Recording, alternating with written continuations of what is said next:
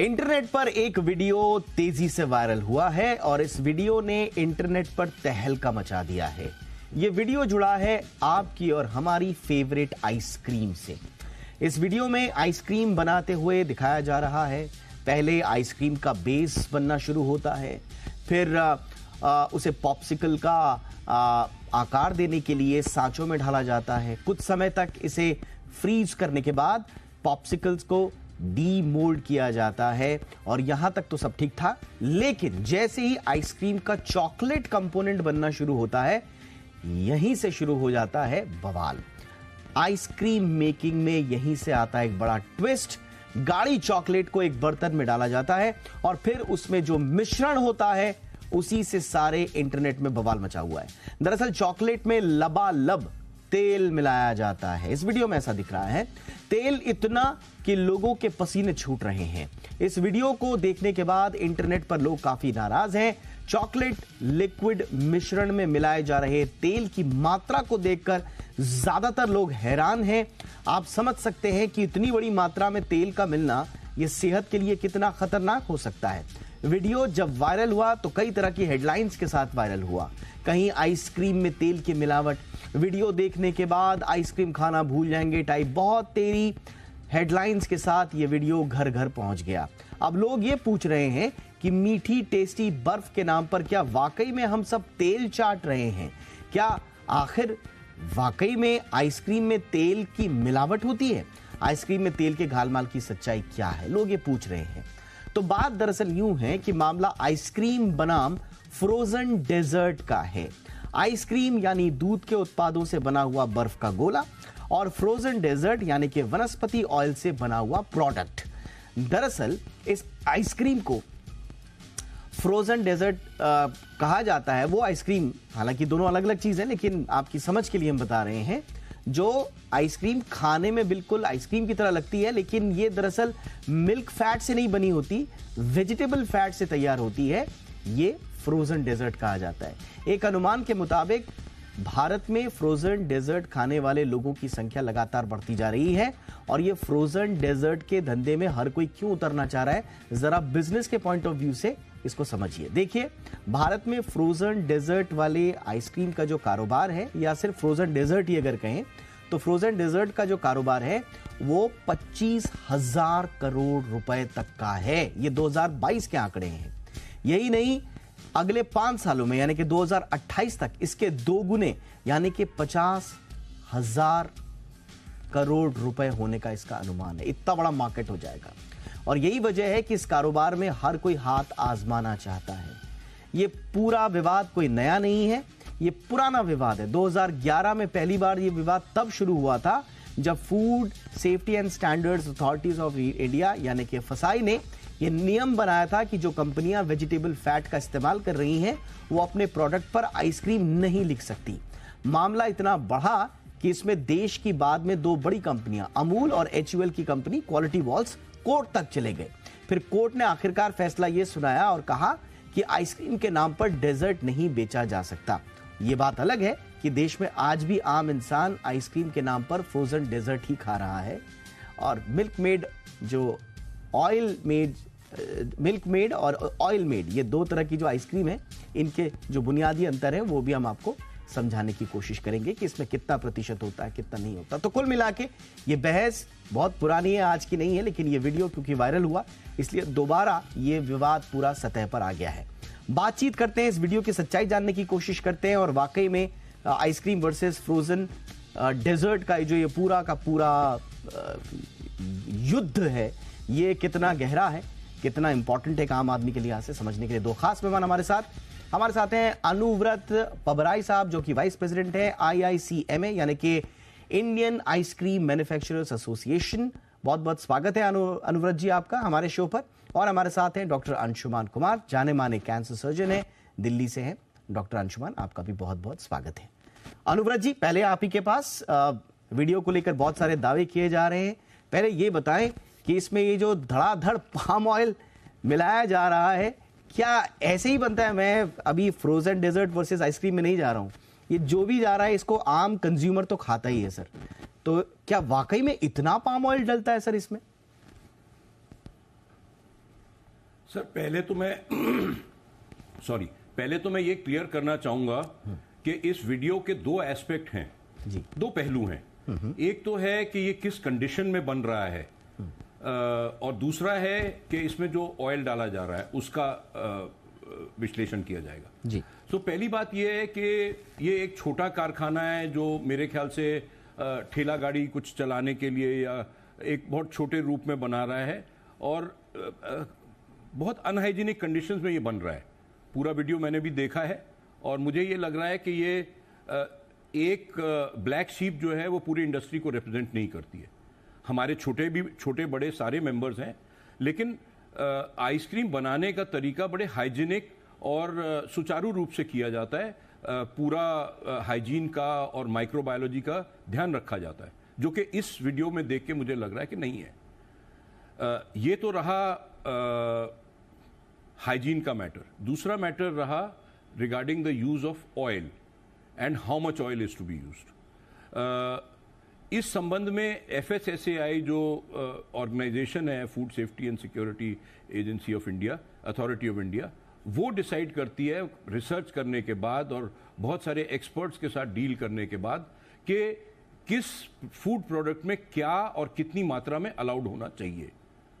उन्होंने अपने रिसर्च के बाद ये सक्रिय समझा कि आइसक्रीम का जो चोकोबार है उसके अंदर ऑयल डालने की जरूरत है, क्योंकि जो मोटा चॉकलेट होता है या फ्रोजन चॉकलेट होता है उसको लिक्विफाई करना पड़ता है और उसको लिक्विफाई करने के लिए ऑयल को यूज करना जरूरी है। अब ऑयल डिफरेंट टाइप का हो सकता है, पाम ऑयल हो सकता है, पाम कर्नल ऑयल हो सकता है, लेकिन उसकी मात्रा भी परमिट की गई है कि कितना यूज करा जा सकता है। आपको लग रहा है कि वो बहुत ज्यादा यूज कर रहे हैं, but normally it is used up to 50% of the chocolate. तो ये कोई अचंभे वाली बात नहीं है। 50% ऑफ द चॉकलेट मतलब आधा चॉकलेट और आधा तेल सर? हाँ जी, बिल्कुल। और ये परमिटेड, अलग अलग कंपनीज के अलग अलग मापदंड होते हैं, बट दैट मच ये फसाई द्वारा परमिटेड है सर? हाँ जी। और दूसरी चीज जो है वो हर कंपनी अपना अपना, कोई कम डालती है कोई ज्यादा डालती है, but that is the limit. दूसरी चीज जो है वो ये है कि जो ऑयल है वो आज केवल चोकोबार के कवरिंग में नहीं डाला जा रहा है। आज आप घर में भी यूज करते हैं इसको, उसको इन्फेंट फूड में भी डाला जाता है, उसको बिस्किट्स में डाला जाता है, उसको कुकीज में डाला जाता है। हर प्रोडक्ट में आज ऑयल डल रहा है। नहीं, बट खाने में सर खाने में हम आधा तेल तो नहीं डालते हैं। अनुपात एक बहुत बड़ा इश्यू है, क्योंकि जो आपने मुझे बताया मैं चौंक गया इसको सुन के कि 50% ऑयल आप मिला सकते हैं, 50% चॉकलेट, वो भी सर वो फसाई के द्वारा परमिटेड है। अगर थोड़ा सा समझे। हाँ बिल्कुल सर, आप तफसील से समझाइए। की कवरिंग है वो 4 या 5 ग्राम की है, उसमें अगर 50% ऑयल है तो 2 ग्राम है। कितनी क्वांटिटी है वो? ये जो वीडियो में आप समझ रहे हैं? नहीं, अभी देखिए सर, 2 ग्राम 5 ग्राम में बात नहीं करते हैं। एक चोकोबार के ऊपर कवरिंग 5 से 6 ग्राम की डलती है सर। 2 ग्राम 5 ग्राम में बात नहीं करते, फिर वो छोटी चीज लगने लग जाती है। हम बात करते हैं जैसे वीडियो में, क्या अगर आप जो बता रहे हैं तो वीडियो में तो ऐसा लग रहा है कि बिल्कुल सही अनुपात में मिलाया जा रहा है। आधा चॉकलेट मिला रहे हैं और आधा ये पाम ऑयल मिला रहे हैं, तो क्या यही अनुपात है? भाई साहब, आज आप एक समोसा खाते हैं उसमें 50% ऑयल होता है। 50% ऑयल। तो आज आप चिप्स खाते हैं उसमें 25% ऑयल होता है। ओके। तो ये तो कहना बड़ा मुश्किल है अगर आप इस तरीके से लेंगे। ठीक है सर, देखिए हम तो जो लोगों ने एक चोकोबार के अंदर कितना जा रहा है। नहीं सर, जो सवाल लोग पूछ रहे हैं हम तो उन सवालों को आपके सामने रख रहे हैं, आप एक एक करके उनका उत्तर दें। अब मैं चलता हूं डॉक्टर अंशुमान के पास। डॉक्टर अंशुमान, ये वनस्पति तेल मिलाया जा रहा है, अलग अलग नाना प्रकार के तेल होंगे, 50% की परमिशन है, ये कितना, ये वाकई में अगर ये फसाई ने इसको परमिट किया है तो आई एम श्योर बड़ी जिम्मेदार संस्था है, लोगों की सेहत का बड़ा ख्याल रखती है। तो ये इतना परमिशन अगर दिया है तो जाहिर तौर पर इसका मतलब क्या ये है कि 50% तेल 50% चॉकलेट सेहत के लिए ठीक है? जी देखिए, मैन्युफैक्चरिंग डिटेल तो जो साहब हैं, ये इसके एक्सपर्ट हैं, वही बता रहे हैं आपको। जो कह ही रहे हैं कि चॉकलेट और ये ऑयल 50% है। जो बात है इसकी हेल्थ रिलेटेड, मैं उस पर आ जाता हूं। चाहे पाम ऑयल हो, चाहे हाइड्रोजनेटेड रिफाइंड ऑयल हो, जो भी ऑयल का इस्तेमाल आप कर रहे हैं, चाहे किसी भी फॉर्म में कर रहे हैं, आइसक्रीम में कर रहे हैं, जैसा इन्होंने बताया, समोसे में, चिप्स में, जहां भी कर रहे हैं, एक सर्टेन लेवल के ऊपर हाइड्रोजनेटेड ऑयल एक तो क्रोनिक इन्फ्लेमेटरी रिएक्शन बॉडी में कराए। इसका मतलब क्या हुआ कि अलग अलग अंग में ऐसे इन्फ्लेमेशन के साइन आएंगे जिसमें heart disease, peripheral vascular disease, impotency जैसी प्रॉब्लम, और लंबे समय के बाद कैंसर जैसी। सर, मैं sorry to interrupt you for 1 minute. Sorry, I'm interrupting you, sir. Use of hydrogenated oil is not permitted in ice cream, sir. So please do not discuss that. We are only talking about edible vegetable oil. समझ गया आपने example में समोसे बोल दिए। only edible vegetable oil is permitted. Hydrogenated oil का साहब चर्चा इसलिए हो गई कि आपने समोसे और चिप्स is not permitted. हाँ, तो अब आ जाते हैं ऑयल में बनाने की बात कर रहा हूं मैं। Hydrogenated fat is not permitted. समझ गया। हाँ, अब आ जाता हूं उसको काइंडली नॉट परमिट इसमें। हाँ जी जी जी।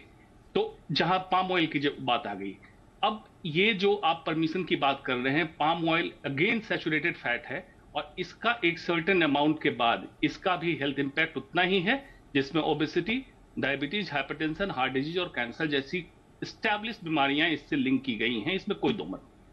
अब ये दर्शक और जो कंज्यूमर है उनको सोचना पड़ेगा कि किस लेवल तक combined total calculated oil in a day लेते हैं, चाहे आपका फ्राइड आइटम खा रहे हो, आइसक्रीम खा रहे हो, जो भी खा रहे हो, ये आपको जज करना। बिल्कुल। अच्छा, ये बात वाकई में मेरा एक सवाल है आपसे। हाँ, एक मिनट। क्या अनुव्रत जी, बटर और घी ओबेसिटी नहीं कॉज करता है? अनुव्रत जी, एक मिनट आते हैं धीरे-धीरे। बटर और घी ओबेसिटी नहीं कॉज करता है? क्या वो हार्ट डिजीज नहीं कॉज करता है? बिल्कुल करता है। इसी चक्कर में तो हाइड्रोजनेटेड ऑयल जो है वो that is harmful for oil. चलिए, आप बात कीजिए। चर्चा मैंने कर दी थी, हाइड्रोजनेटेड ऑयल की चर्चा इसी के लिए कर दी थी मैंने पहले ही। आप बेवजह पाम ऑयल को प्रोटेक्ट ना करें। पाम ऑयल का डेंजरस है रोल, तो डेंजरस है। ना सर, मैं प्रोटेक्ट नहीं कर रहा हूं, मैं ये कह रहा हूं केवल कि हर डॉक्टर ये बोलता है कि आप जो भी फैट खा रहे हैं एक मॉडरेशन में खाइए। अगर ज्यादा खाया जाएगा तो कोई भी फैट या कोई भी ऑयल हार्मफुल होगा। मैंने यही मॉडरेशन में खाया जाएगा तो बिल्कुल हार्मफुल नहीं होगा। बिल्कुल ऐसा है जनाब, मैंने यही बात कही, total calculated fat in a day. इसमें कोई एग्जैक्टली मैंने आइसक्रीम फैट की बात नहीं की, सारे फैट की बात की है, राइट? हाँ जी, तो बिल्कुल। उस फैट तो आप ये ना कहें कि आप पाम ऑयल खाएंगे तो आपको कैंसर हो जाएगा। अरे भाई मैंने ऐसा, अरे भाई कोई भी ऑयल खाएंगे या कोई भी फैट खाएंगे इट इज हार्मफुल। नहीं, लेकिन ऐसा है कि पाम ऑयल को प्रोटेक्ट नहीं कर सकते आप, इस श्रेणी से बाहर नहीं कर सकते हैं पाम ऑयल को, आपको उस श्रेणी में रखना पड़ेगा। प्रोटेक्ट नहीं कर रहा हूं सर, मैं केवल ये बोल रहा हूं कि अगर आप मॉडरेशन में लेंगे, हाँ, मॉडरेशन के ऊपर खाएंगे तो हेल्थ इंपैक्ट आएगा, इसमें दो मत तो नहीं आज है। अगर आपका एक चोकोबार में 2 ग्राम या 3 ग्राम जा रहा है तो बहुत मॉडरेशन में है, मेरे समझ में वो इतना ज्यादा नहीं है।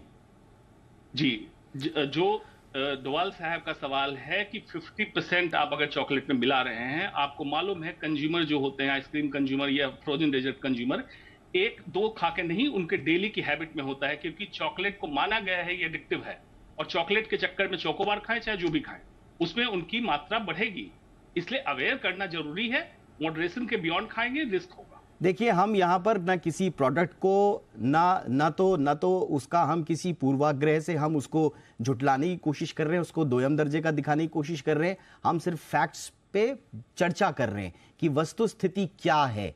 ये किसी के पक्ष लेने और पक्ष नहीं लेने का सवाल नहीं है, ना हम कंज्यूमर को इन्फ्लुएंस कर रहे हैं कि आप क्या खाएं क्या ना खाएं, ये सब कंज्यूमर तय करेगा। लेकिन कंज्यूमर को जानने का अधिकार तो होना चाहिए।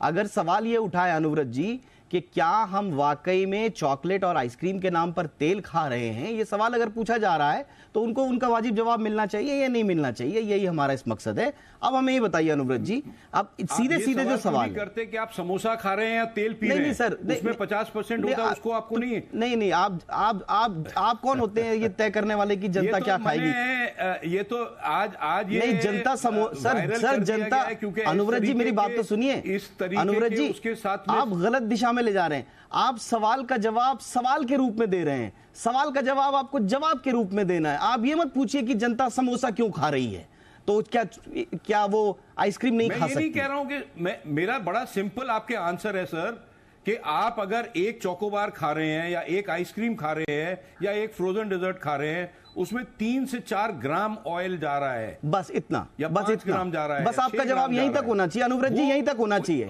जवाब यहीं तक हो। में वो हार्मफुल नहीं है। ये बेहतर है कि आपका जवाब यहीं तक हो कि आपके द्वारा आपकी जानकारी में चॉकलेट में कितना तेल मिलाया जाता है।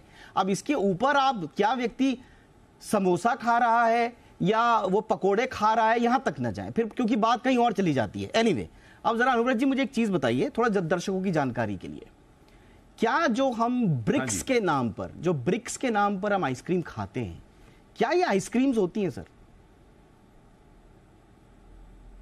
ब्रिक्स के नाम पे देखिए, देयर आर FSSAI में 2 टाइप के प्रोडक्ट हैं, एक है आइसक्रीम और एक है फ्रोजन डेजर्ट। अब मैं आपको ये इनका डिफरेंशिएशन भी बता दूं, आइसक्रीम और फ्रोजन डेजर्ट सब रूप में सेम है, केवल एक अंतर है दोनों के बीच में, और वो है आइसक्रीम जो है वो डेयरी फैट से बनती है और फ्रोजन डेजर्ट जो है वो एडिबल वेजिटेबल ऑयल से बनती है। बाकी सब कुछ सेम है, सेम फैक्ट्री में बनती है, सेम इक्विपमेंट में बनती है, सेम तरीके से फ्रीज होती है, सेम तरीके से सेल होती है। फर्क केवल ये है कि एक में डेयरी फैट है और एक में वेजिटेबल ऑयल है। टेस्ट में भी दोनों का अंतर निकालना बहुत मुश्किल है, ये बहुत अटेम्प्ट किए गए हैं ये पता करने के लिए कि दोनों में अंतर में क्या है। और जहां तक उनका हेल्दी होना, दोनों आइसक्रीम और फ्रोजन डेजर्ट दोनों बहुत हेल्दी हैं, दोनों में मिल्क है, कार्बोहाइड्रेट्स हैं, प्रोटीन्स हैं, मिनरल्स हैं, विटामिन्स हैं। आइसक्रीम में भी है, फ्रोजन डेजर्ट में भी है, दोनों में है, दोनों न्यूट्रिशनस प्रोडक्ट हैं। और ये हम नहीं कह सकते कि एक में है एक में नहीं है। दूसरी चीज नहीं सर, मैं यहीं तक सर, यहीं तक मैं जरा अंशुमान जी का उसमें रिएक्शन ले लूं।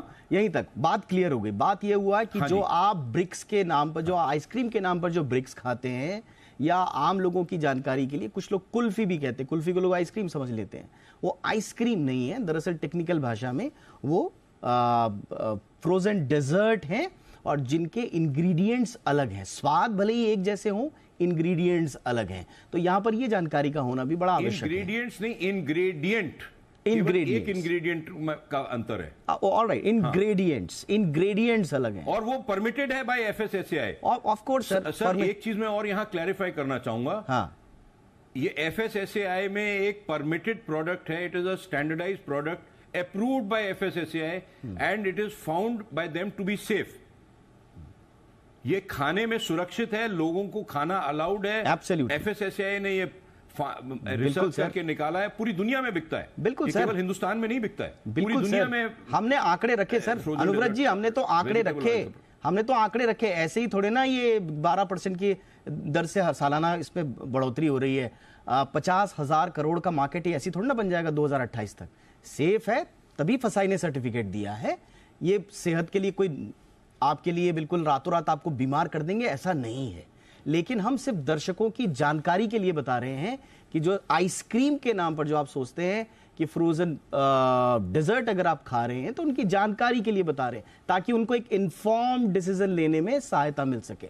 डॉक्टर अंशुमान, अब बहुत अच्छा आपने ये सवाल किया। आपने ये भी कहा कि कुल्फी को भी लोग आइसक्रीम बोल रहे हैं। आज ये नॉर्मल लैंग्वेज में आइसक्रीम, फ्रोजन डेजर्ट, कुल्फी, ये सबको आइसक्रीम ही बोला जाता है। नहीं, मैं इसलिए कह रहा हूं सर, लैंग्वेज में जो देखिए सर, आदमी है उसकी लैंग्वेज में मैं सर इसलिए कह रहा हूं क्योंकि हमारा ये देश लगातार डायबिटिक कैपिटल होता जा रहा है। ICMR की रिसेंट स्टडी आई है, 25 करोड़ लोग देश में प्री डायबिटिक और डायबिटिक हैं, और उनके दिमाग में कभी कभी ये भ्रांति होती है कि वो आइसक्रीम खा रहे हैं तो वो सेफ है, वो खाने के बाद आइसक्रीम खा लेंगे तो सब ठीक हो जाएगा। तो इसलिए सेहत के कनेक्शन की चर्चा इस पे करनी चाहिए।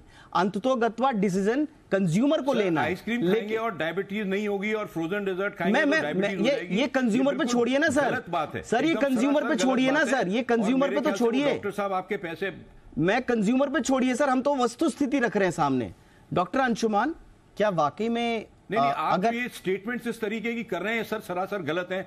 Pardon my saying so. Doctor साहब आपके बगल में बैठे हैं, आप आइसक्रीम, ये आप स्टेटमेंट ये कर रहे हैं कि आइसक्रीम खाएंगे तो डायबिटीज नहीं होगी, फ्रोजन डेजर्ट खाएंगे तो डायबिटीज। मैंने ऐसा कहाँ कहा सर, मैंने कहाँ कहा ऐसा, मैंने सिर्फ अभी कहे ये चीज। नहीं, मैंने कहा कि जिस देश में डायबिटीज एक बड़ी समस्या बनती जा रही हो, उसमें आइसक्रीम और फ्रोजन डेजर्ट के बीच में फर्क भी होना चाहिए। हर खाने के उत्पाद के बीच में फर्क पता होना चाहिए इंसान को, ताकि वो अपने डॉक्टर से पता करने के बाद इन्फॉर्म डिसीजन ले सके। हर एक आइसक्रीम और फ्रोजन डेजर्ट के प्रोडक्ट के ऊपर ये लिखा हुआ है कि उसके क्या इंग्रेडिएंट्स हैं, ये आपने सही कैलोरीज हैं, सारी न्यूट्रिशनल इंफॉर्मेशन है। आपने सही कहा, ये आइसक्रीम है या फ्रोजन डेजर्ट है, अगर एक इन्फॉर्म्ड कंज्यूमर है वो जरूर पढ़ सकता है और देख सकता है। बिल्कुल, हम यही कह रहे हैं, आपने बिल्कुल सही कहा कि हर प्रोडक्ट के ऊपर लिखा होता है कि वो आइसक्रीम है या फ्रोजन डेजर्ट है।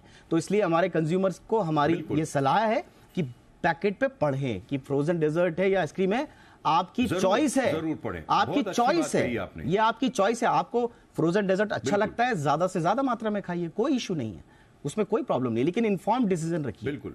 डॉक्टर अंशुमान, अब आपके पास आऊंगा सर। बिल्कुल, इसमें मैं आपसे सहमत हूं सर। डॉक्टर अंशुमान, क्या वाकई में इसमें सेहत के कनेक्शन के हिसाब से एक चॉइस के रूप में क्या हम ये कह सकते हैं किसी कंज्यूमर को, ये आप जरा मेडिकल नजरिए से हमें बताइएगा, क्या हम किसी कंज्यूमर को कह सकते हैं कि भाई तुम्हारे लिए आइसक्रीम ठीक नहीं है, या तुम्हारे लिए फ्रोजन ठीक नहीं है, या तुम दोनों में से एक खाओ या दोनों खाओ या दोनों में से एक भी मत खाओ? जी देखिए, 3-4 चीजें क्लियर करते चलते हैं जागरूकता के दृष्टिकोण से, जिसके लिए आप ये कार्यक्रम आज कर रहे हैं। एक कस्टमर, जैसा कि साहब ने बोला कि समोसे की बात कही, समोसे के बारे में पता है कि डीप फ्राई है, इसमें ऑयल है, तो पहली जागरूकता ये होनी चाहिए कि फ्रोजन डेजर्ट में ऑयल है, जो मैक्सिमम लोगों को पता नहीं होता है कि इसमें तेल है या नहीं। तो पहली बात तो ये है कि तेल होता है, तेल में सैचुरेटेड फैट होता है, ये भी आपको पता होनी चाहिए। तीसरी बात, आपने सही आंकड़ा रखा, 25 करोड़ से ज्यादा लोग हो चुके, लगभग 30% लोग इंडिया में डायबिटिक हो चुके हैं, और उसमें 10% बच्चे हैं जो डायबिटिक हो चुके हैं। अब इसका रिलेशन, पहला हेल्थ इंपैक्ट डायबिटीज से कैसे होगा? मीठा खाने से डायरेक्टली डायबिटीज का कोई लेना देना नहीं है। डायबिटीज है तो आपका डायबिटीज डिस्टर्ब होगा, लेना देना उससे है high calorie content, saturated fat, central obesity मतलब पेट और हिप्स के ऊपर मोटापा, और ये डायबिटीज के लिए आपको प्रोन करेगा, प्री डायबिटिक स्टेट में लेके जाएगा। इसमें अगर आप इस तरह का फैट का सेवन कर रहे हैं, चाहे तो एनिमल प्रोडक्ट फैट हो, चाहे तो वेजिटेबल ऑयल फैट हो, दोनों आपके further risk factor like hypertension, heart disease, cancer के रिलेशन को बढ़ाएगा, इसमें कोई दो मत नहीं, ये सब प्रूवन फैक्ट है। अब इससे जब आप जाते हैं तो कंज्यूमर को आपको इतना अवेयर करना है कि बिल्कुल फ्री है, कंज्यूमर जो चाहे खाए, लेकिन उसमें अवेयर करना है कि दोनों में डिफरेंस, ऑयल की मात्रा, और क्या मॉडरेशन कहता है एक पर केजी बॉडी वेट के हिसाब से 60 किलो का आदमी किस लेवल तक फ्रोजन डेजर्ट या आइसक्रीम खा सकता है जो उसके लिए सेफर है।